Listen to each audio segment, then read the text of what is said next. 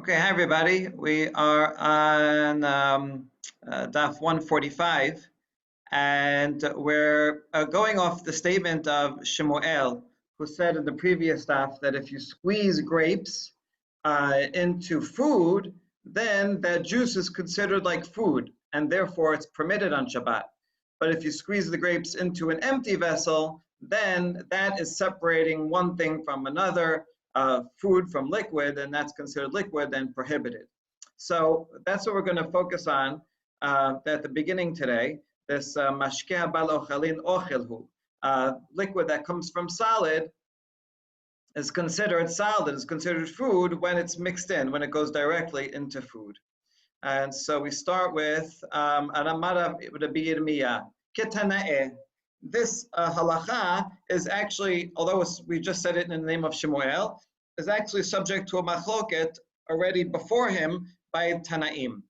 And we see that from the following case. Machlik ba'anavim lo huchshad. If someone takes bread and squeezes some grapes onto it, on top of the bread, because he wants it to be have a nice crust, a nice shine on the bread, lo huchshad.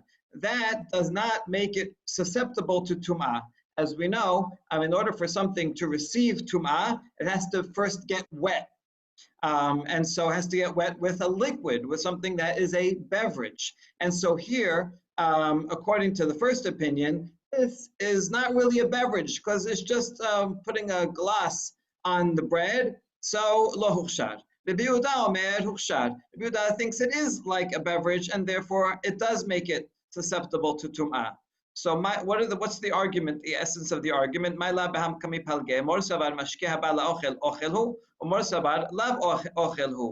must be that one opinion, the first says that a liquid that comes to food, because you're putting it directly onto the bread, so that's considered food. And since it's food, it does not prepare it to become tameh. Whereas the Rabbi Yehuda says, since it is liquid, even though it's being placed directly on food, it's still it's not considered food. It's considered liquid, and therefore it does make it susceptible to tumah.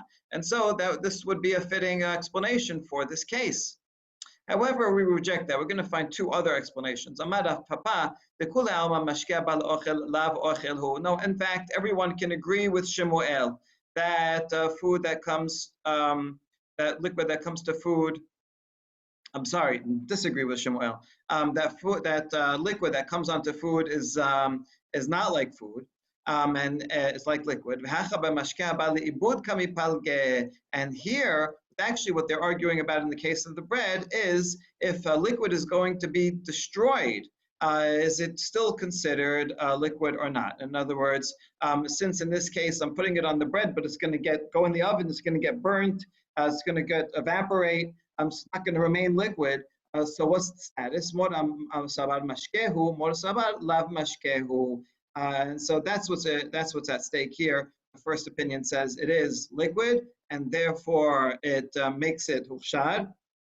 And the other opinion says it's not liquid, and therefore lo huchshad. That would be the chachamim. And we have yet another baraita that says that explanation of is it going to be destroyed or not. We're going to see three cases of crushing olives. The first one is, only the third one is going to be relevant for us. The first one is you have the hands that are dirty, in other words, your hands that are tameh, and a person is cutting them because he wants it to taste better.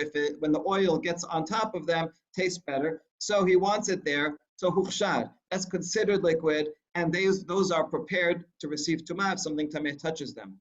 The softan b'melach lo huchshad. However, if he's cutting them so that a little bit of the juice will come out of the olives, in order so that he can dip them in salt, he wants the salt to stick on it. Like pretzels, you got to wet it first so the salt sticks on it. Right? In that case, he doesn't really want the liquid for itself. He only wants it so the salt will stick. So in that case, the liquid is not considered beverage, and so therefore it's not prepared for tum'ah. And here's the case we need. Here's those two, everybody agreed. This one is machloket. If you're testing them, you want to see if they're ripe or not, and that's why you're crushing them.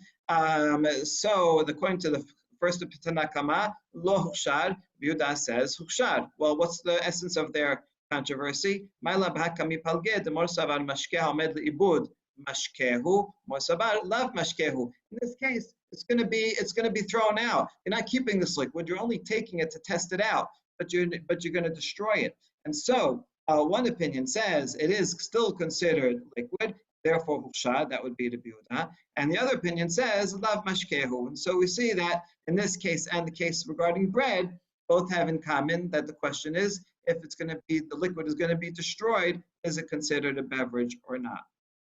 So that's the second interpretation.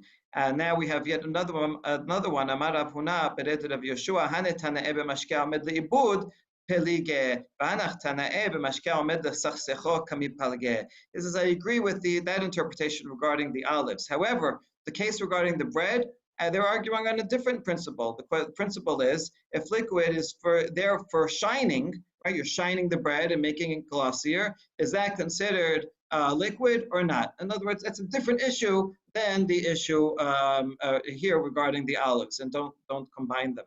And so in some we have three different machalokot. If something is applied, liquid is applied to solid, is it considered a liquid or not? If it's going to be destroyed, is it considered liquid or not? And if it's used only to shine, is it considered liquid or not? These are three different criteria.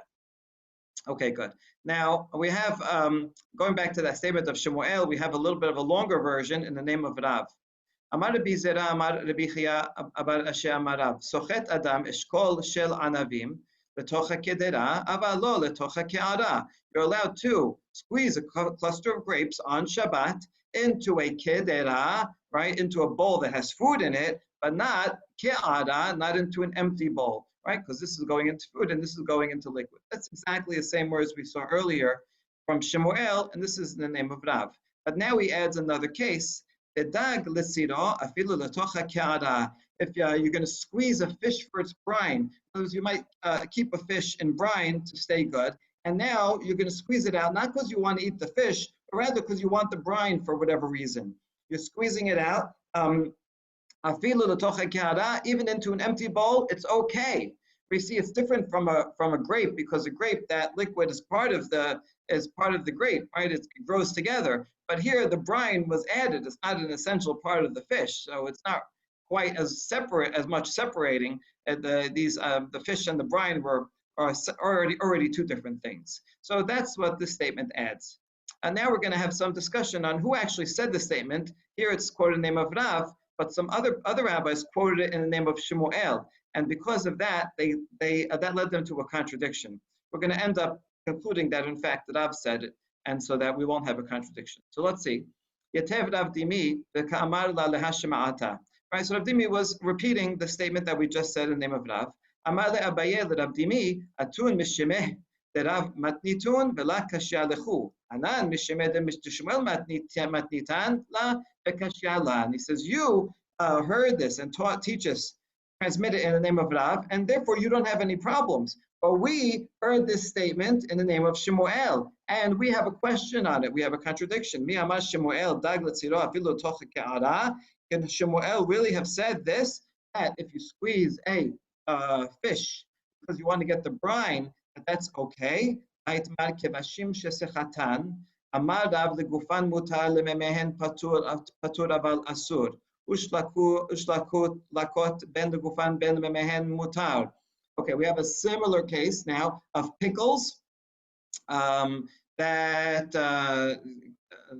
sounds like, and kevashim, right? Pickles that you squeeze. So now we're quoting Rav. We're going to get to Shimon in a second. Rav says, if you want the pickle itself, you're squeezing it out, to get rid of the extra brine because you want to eat the pickle. That's okay. If it's for the brine of the pickle, then patura val asur. In other words, asur midrabanan.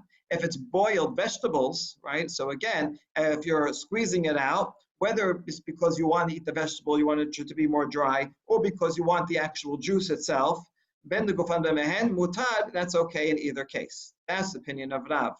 Shemuel is a little bit more machmir. He says, achad kebashim v'achad shlakot de gufan mutad. In either case, pickles or boiled vegetables, If you want to eat the vegetable itself, that's okay to squeeze it out. But for the juice, for that brine, it's not permitted midrabanan. So now we're going to compare the case of the fish with the boiled vegetables, right? Just like in the case of boiled vegetables, according to Shemuel, I am allowed to squeeze it out for the vegetable, but not for the juice. That's not allowed. Well, the case of fish is similar, and yet here in this statement, right, it says you can squeeze a fish, but not for its brine. And so, if Shemuel said the statement, we would have then we faced with a contradiction.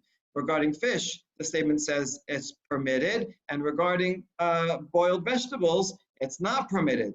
And so we have a problem. If it follows Rav, then it's okay, because according to Rav, boiled vegetables you can squeeze even for its water, and so that would be the same as being able to squeeze a fish for the brine. There are those who said the name of Shemuel had a problem. However, those who said the name of Rav said Elohim. They say, I saw and not another. In other words, I saw directly. We have a direct tradition that Rav said this statement. And how do we know this? I have the full transmission. Mipumeh de Rabbi Yirmiyah Shemi'ali, Rabbi Yirmiyah Rabbi Zera, Rabbi Zera Merav Chia bar Asher, Merav Chia bar Asher Merav. Right? And so here's the whole chain of who heard it from whom, and each one of these sages is reliable. Therefore, we can say with certainty that Rav said the statement, and there's no contradiction because the fish is like boiled vegetables, and both are permitted. So I find this really beautiful and fascinating how they were able to not only remember the words of the traditions, but remember the whole transmission process, and that gives it extra weight. I think a lot of times when we see there in certain statements, the rabbis detail all of the line of transmission. In other cases, they don't. They just say, even in this case, at the beginning, they said, Amar Bizera, Amar Bichia, Amar Hashem, Amarav. It didn't list all of the sages. So usually they shorten it.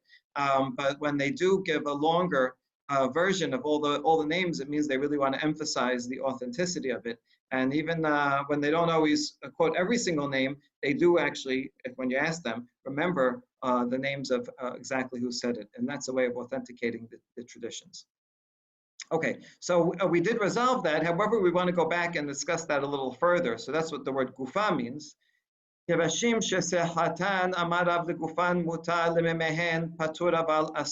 saw the statement of Rav, who's the most mekel here, and he says that for pickles, if you want them to eat them themselves, you can squeeze them, but for the brine, it's not allowed midrabanan. Shlakot, boiled vegetables, ben the gufan b'mehen mutar, is okay in all cases. Shemuel slightly more machmir. Shemuel amar echad ze v'echad ze legufan mutar. Lememehen patur aval asur. Both pickle and boiled vegetables, to eat the vegetable itself, you can squeeze it out, but not for the water that comes out of it. Rabbi Yochanan is even more machmir. Echad kevashim v'echad shlakot legufan mutar. Lememehen chayav hatat. Same as Shemuel, except that the prohibited cases are chayav are asur mid deoraita. Shemuel says only mid rabbanan. Okay, so those are the three cases. These are all Amoraim, all first generation Amoraim, Rav and Shemuel from Bavel, Rabbi Yochanan from Eretz Yisrael. But we have a question on them from a Baraita. So chatin kevashim b'Shabbat lesorech haShabbat, aval lo lesorech, aval lo lemotzei Shabbat. So it says you can squeeze pickles on Shabbat to eat on Shabbat, but not to prepare them for after Shabbat. And obviously you cannot squeeze, as we said, olives and grapes. And if you did, that's chayav chatat. Okay, so don't worry about the second line. The main thing is the first line that says you're allowed to squeeze things. Kashya l'Rav, kashya l'Shmuel, kashya l'Rabbi Yochanan. Right? Because here it says you can squeeze, and doesn't give any all pickled things, and doesn't give any qualifications. And so that goes against everybody, because everybody said that there are some qualifications to this. So we're going to answer all three. They're all going to answer it in a different way, as follows. That's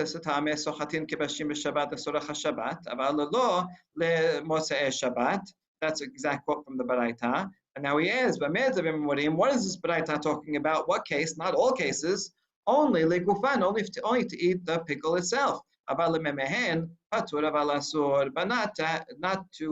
if you want to drink the brine, use the brine.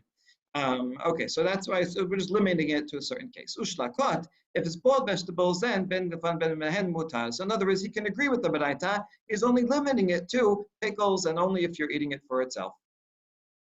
That's the end of the baraita, which everybody agrees with. Shemuel, slightly different limitation. So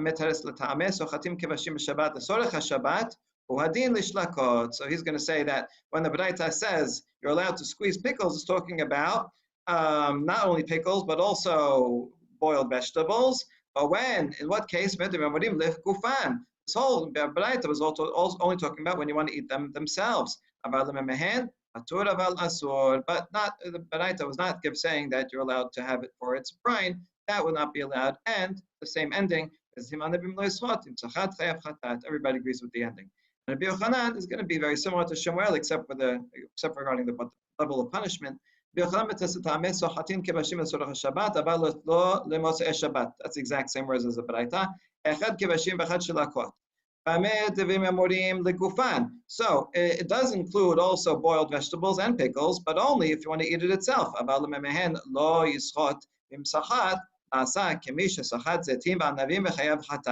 And if you did do it, if you did squeeze it for the brine, then it's chayav chatat, just like squeezing olives and grapes. And so in that way, Rabbi Yochanan is able to connect the beginning and end of the baraita, the cases of pickles and the cases of olives and grapes. So actually, his Rabbi Yochanan's version reads nicely in that way.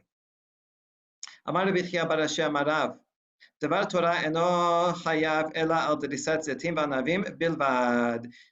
So according to Rav, in Torah law, right, only if you're stomping on olives and grapes, that's the only thing that would be chayav mideoraita. So he's arguing with Rabbi Yochanan, who said chayav chatat on other things. It's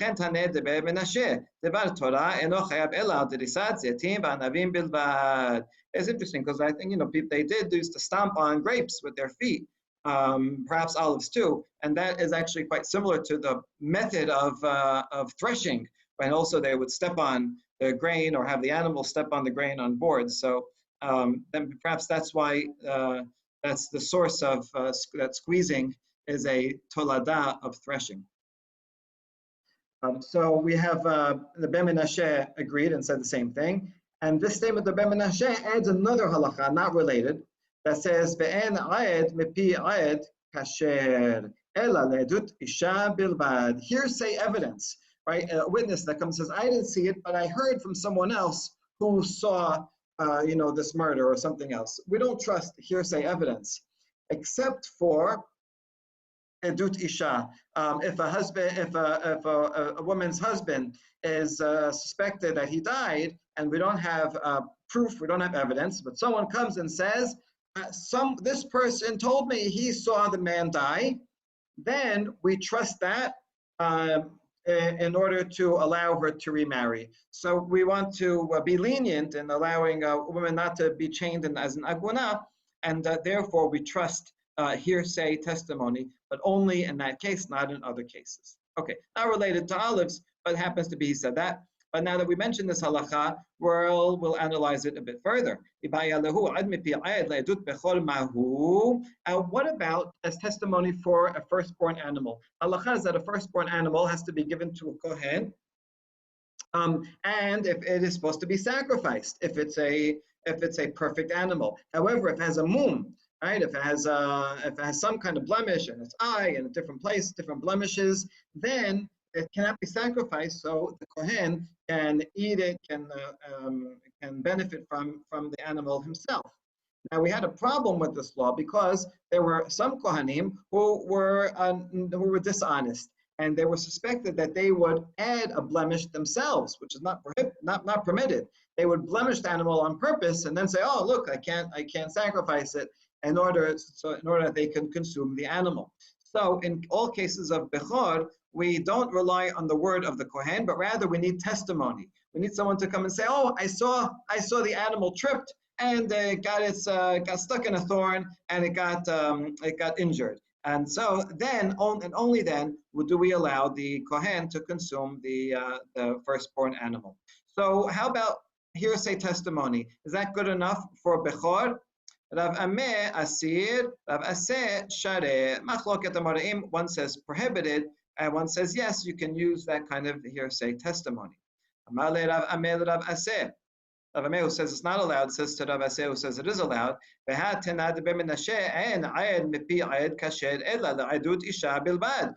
that testimony from the school of Ben Menashe that says we only trust hearsay testimony regarding for a woman for her to remarry, but on no other case. So how could you say that we can trust it in this case as well? My version of that, well, the way I understand it is that we trust hearsay evidence in regarding any case where a woman would be relied on as a witness. And so in the case of capital cases, general cases, women are not cannot be used as witnesses. However, if a woman says, "I saw this man die," then his wife will be allowed. A woman is trusted regarding testimony for remarriage, and so that's what he meant. Anything about which a woman would be relied upon, also hearsay testimony would be relied upon, and therefore this is the same firstborn animal fits into that category. Another rabbi also permitted hearsay evidence for a firstborn animal is Rav Yamad. As a colleague said about him that Rav Yamad permits and firstborn animals. In other words, he did not agree, he's saying that he's saying Rav Yamad permitted on his own authority, but was not proper in that Pesak halacha.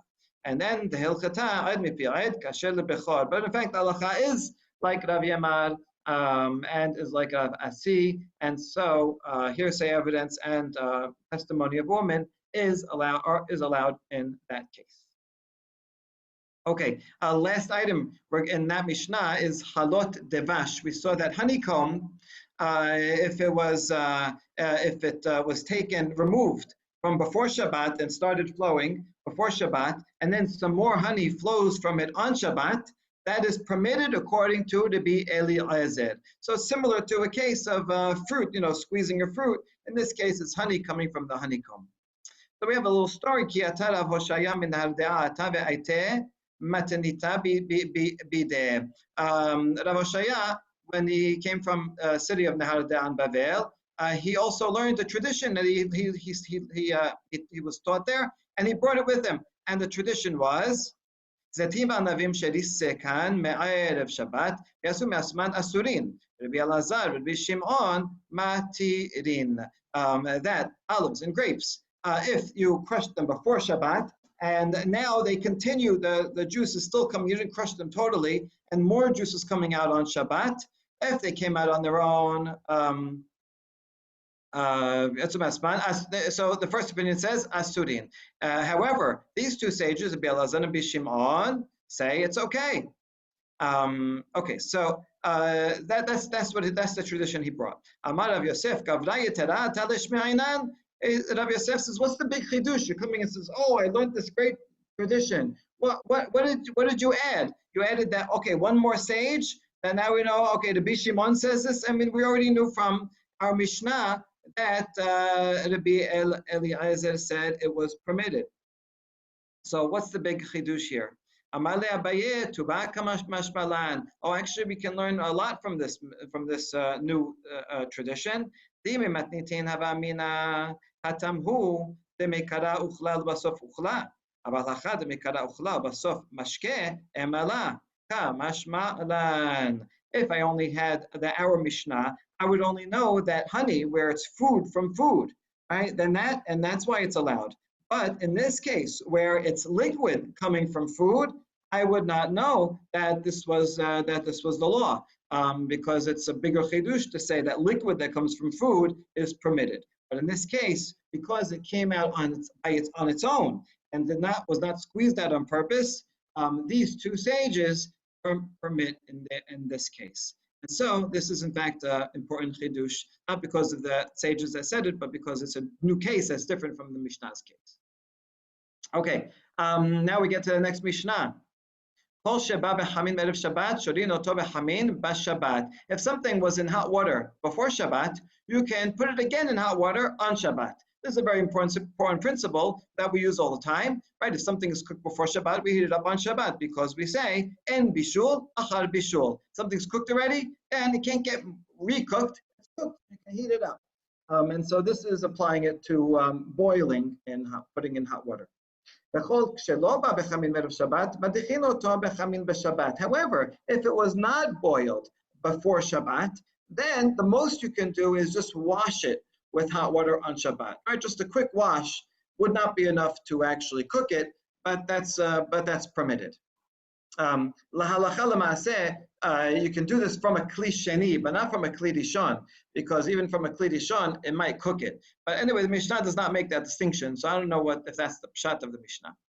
Chutz min hamaliach hayashan ve'kol yaseis panin shadachatan zohi gemar melachtan. But there's two exceptions that were more machmir, that even pouring hot water on it actually cooks it or prepares it. And that is these old salted fish and small salted fish. They're very quickly cooked. The salt itself is part of the process. And when you put hot water on them, then they're ready to be eaten. And so we can't do that on Shabbat. That is the cooking process. Or you can say, since it says the word gemar melachtan, it sounds like it's like a makev patish. You're finalizing what the food, the process. Okay, so we can put cooked food again in hot water, but not if it was not cooked. We can pour hot water on anything except if it's something easily cooked like these fish. So in what case do we put in hot water something that was already boiled? You know, what kind of dish do we do that? The Rabbi Abba had a recipe for chicken that seemed it was a very salty chicken, and it needed to be soaked in water again, hot water again, to make it edible. That's his dish. And now we're going to do a little bit about different recipes and different dishes from Eretz Yisrael and Bavel. So it's a little bit of a fun sugya. Amar Rav Safra zimna hada ikla'it lehatam ve'ochlan mineh. Rav Safra was from Bavel. He says, one time I went to Eretz Yisrael to the Rabbi Abba, and I ate from that chicken that he prepares, you know, the salty chicken. And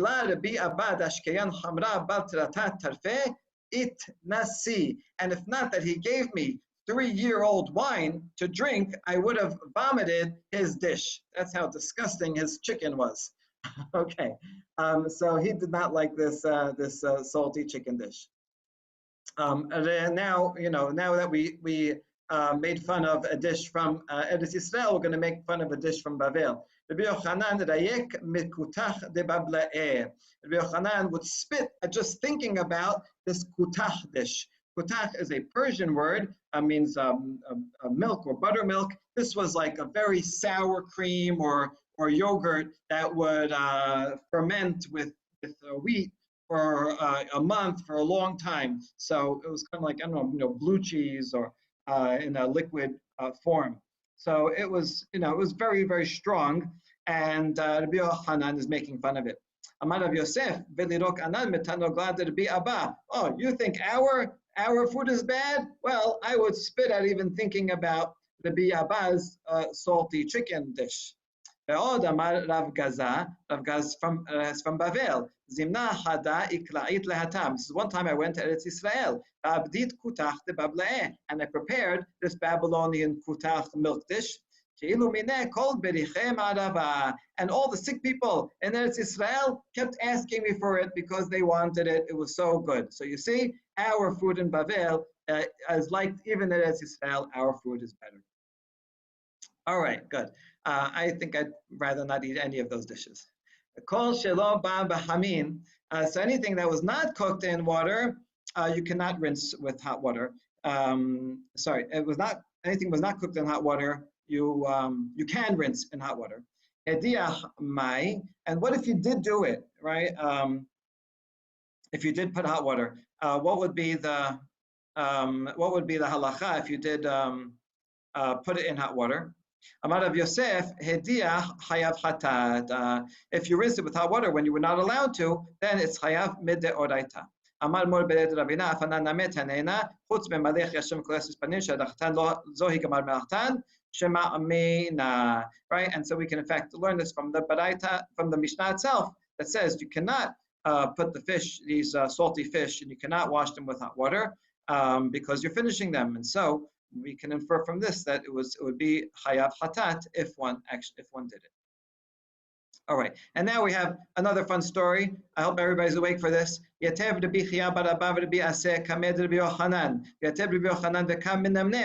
all these students were in front of their teacher, Rabbi Yochanan, and Rabbi Yochanan was sleeping. Okay, I once had a professor in college that, it was a graduate school class, and all the graduate students would be presenting things, and he would always fall asleep in the middle of the class. But he would always wake up in the middle and then start questioning us and critiquing us. So somehow he was listening even in his sleep. So we have a similar case here. Amar le Rabbi Chaya bar Abba Rabaseh. While Rabbi Yochanan was sleeping, they started giving fun divrei Torah. He says, how come the birds in Bavel are fat? Amar le kelach lemidbar azavar ever eka shemenim mehen. He says, go to Gaza and I'll show you even fatter ones in Israel. Right? Israel has even fatter ones than in Bavel. He asked, how come people are so happy on the holidays in Bavel? Because they're poor in Bavel. And so all year long, they don't have great food and delicacies. But on the holiday, they go and they spend on this more. And that's why they're so happy on the holidays. Remember, these are all in Eretz Yisrael. So they're making fun of the Babylonians. And so he says, how come the scholars in Bavel dress so well? Because they're not knowledgeable on Torah, so they have to make up for their lack of knowledge in Torah by looking like they're fancy. They could only get respect by dressing sharp because they don't have enough actual Torah knowledge. Okay, I don't know how they get from making fun of Babylonians to making fun of non-Jews, but anyway, they say, why are they impure? Because they eat creepy crawlies and non-kosher things, and that's why they are also impure. There's a whole book on this called Gentile Impurity, written by Professor Christine Hayes. You can look at that if you're more interested in this concept of Gentiles being temeim, impure. In what sense? Is it legally impure, morally impure? Okay. Finally, Rabbi Yochanan woke up. He said, children. Oh, okay, he's making fun of them. He's calling them little kids. I told you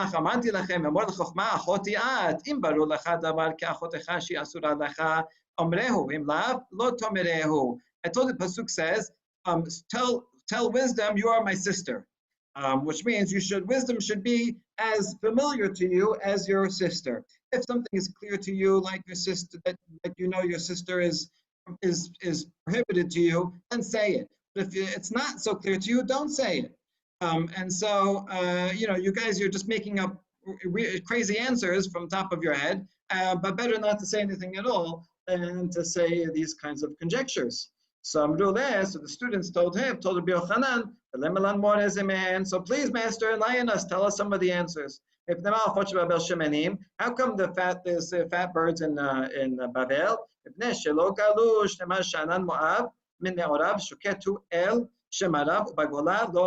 Because they never went into exile. In other words, the birds in Eretz Yisrael had to be exiled. When the Jews were exiled, also the animals were exiled. And going into exile burns a lot of calories and is very difficult, and so they're thinner. But the ones in Bavel stayed there, and so they got to be fat. The pasuk from Yirmiyah says that Moab was never kicked out of any land. They were always there on their land, and so they're like wine whose lees have settled. right? And there for a long time. Yomi is going to go on to say, Moab, you're going to be kicked out too. You're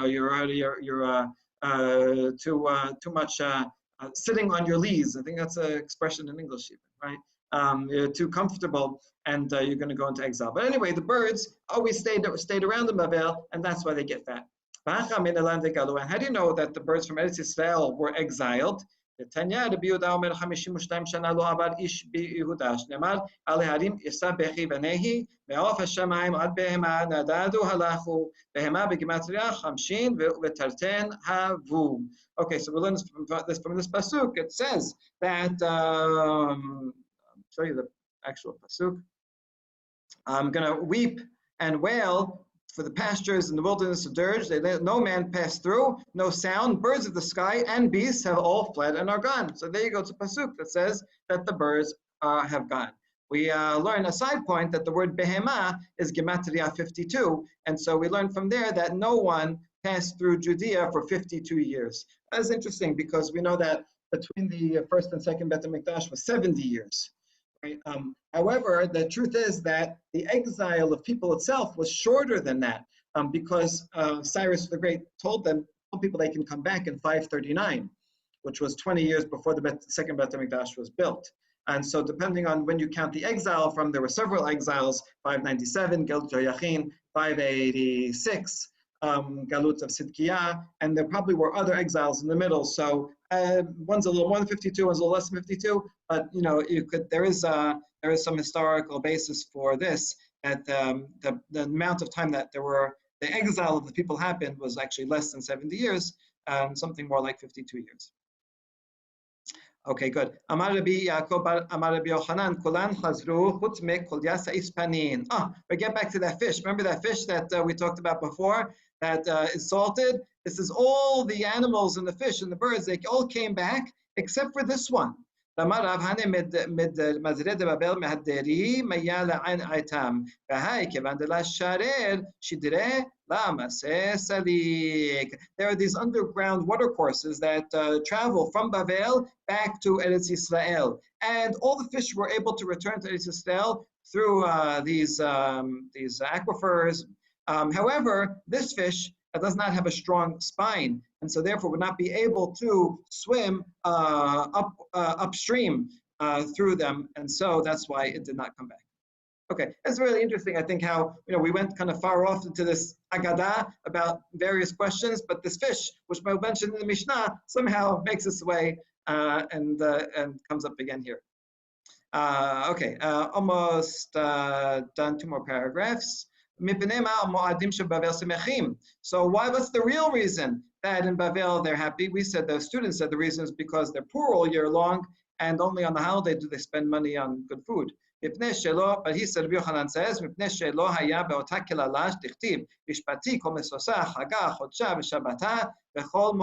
Hosea says, a curse that in Eretz Yisrael there's going to be punishment, and all the joy of the holidays is going to cease.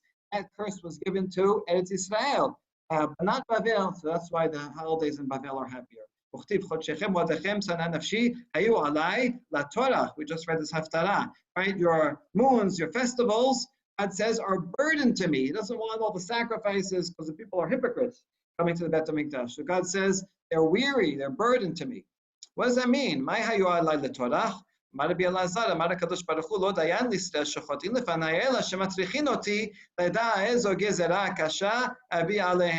enough that the people sin, God says, but rather they bother me because now I have to figure out what punishment to give them. Right? It's kind of like, if you're a teacher and then the students cheat on a test, it's not bad enough that they cheat. Now you have to go figure out what to do. You have to expel them. You have to fill out forms. You have to figure out what the punishment is. Right? It's a lot of work to punish. And so God says, part of why he's annoyed isn't only because of the sin itself, but because now he has to deal with finding the right punishment that's appropriate. That's the Torah.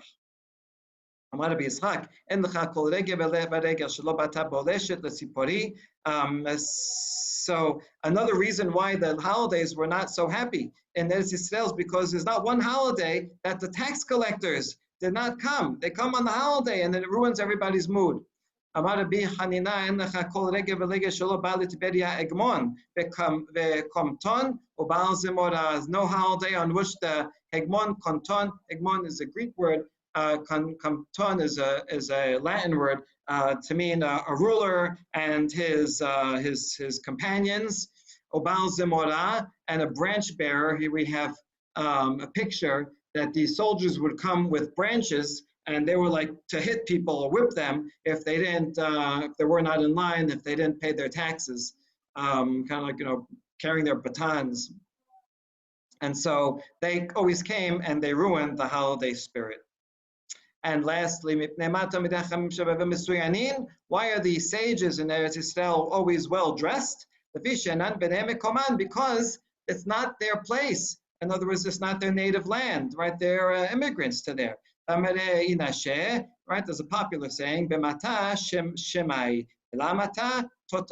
if you're in your native land, then you're honored for your reputation. Everybody knows who you are. They know your parents and grandparents, and so you can be honored from your reputation. But if you're an immigrant and not from your place, nobody knows you. And you have to get some nice clothing so that people will give you respect. All right, that's a good piece of wisdom. Aba'im yesharesh Yaakov yasisu farach Yisrael taned Rav Yosef elu tamidei chacham beBavel shoroshin sisin ufrachim la Torah.